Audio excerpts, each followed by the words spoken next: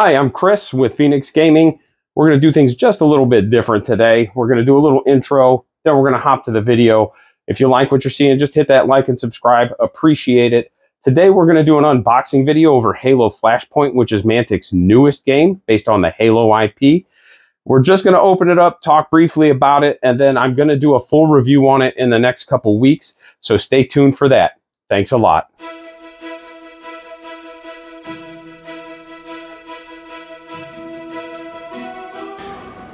As promised, we're doing a Halo Flashpoint tactical miniatures game. This is the Recon edition.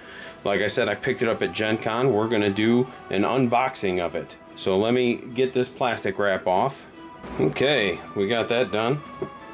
Let's flip it open. We've got the, standard advertisements. Mantic's like, hey, play Dead Zone, which again, remember, this is based off of the Dead Zone rules. And then also Kings of War Ambush, which I assume is the Kings of War version of Dead Zone. A instruction booklet for all the terrain. The terrain is cardstock. We'll take a look at that in a second. And I actually have a set built, so I'll have that on the video as well if you want to see it. I do have some complaints about it. Rule book, and overall the rule book's structured very well. It's got some nice color pictures. It's made of pretty sturdy paper. And overall, they do a good job of explaining to you how things work throughout the game. We will do a how-to video coming up as well. But, like I said, overall, Mantic does a great job of structuring their rule book and really showing you how the game works.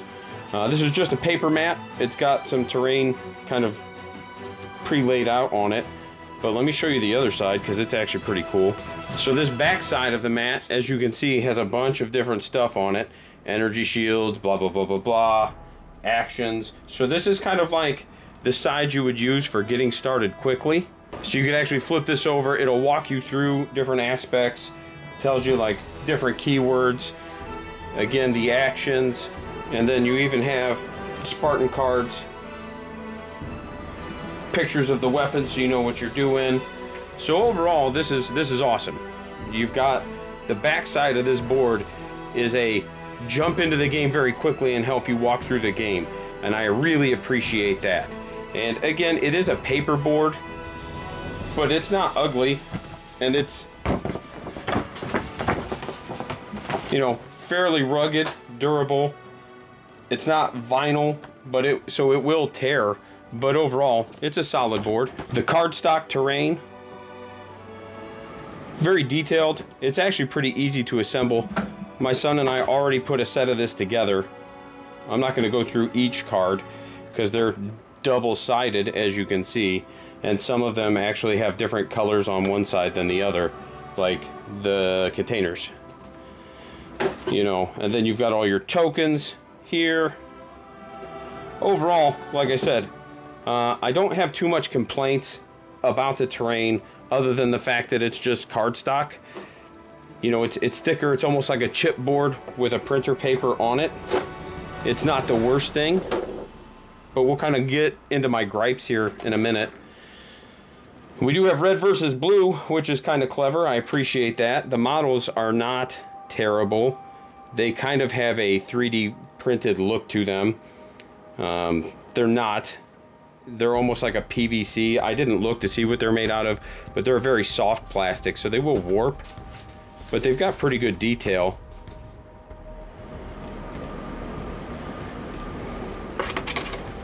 And then we'll grab a blue one just so you can see that, they're pretty much the same.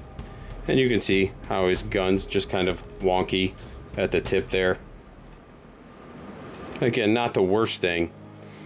And the box was $75, and then they were running a discount when you bought it at Gen Con. So again, I think I got it for like 60 bucks.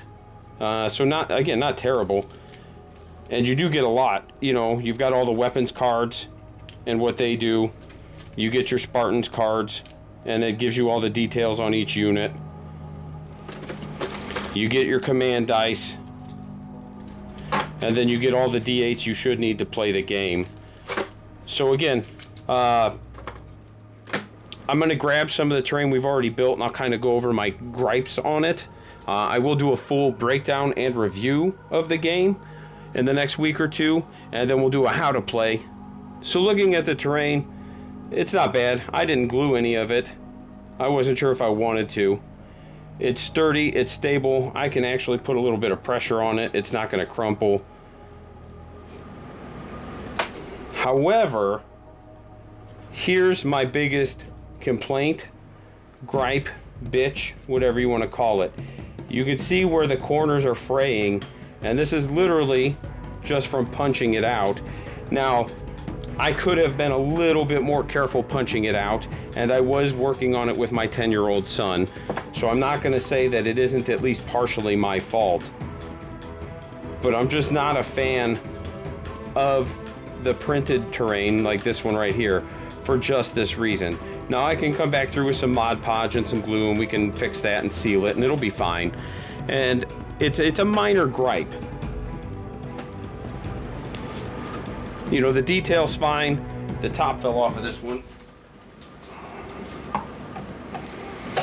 The detail's fine. It looks fine. I don't hate it. And like I said, I'm just being a little nitpicky on this because, again, it's a $75 box that gives you everything you need to play.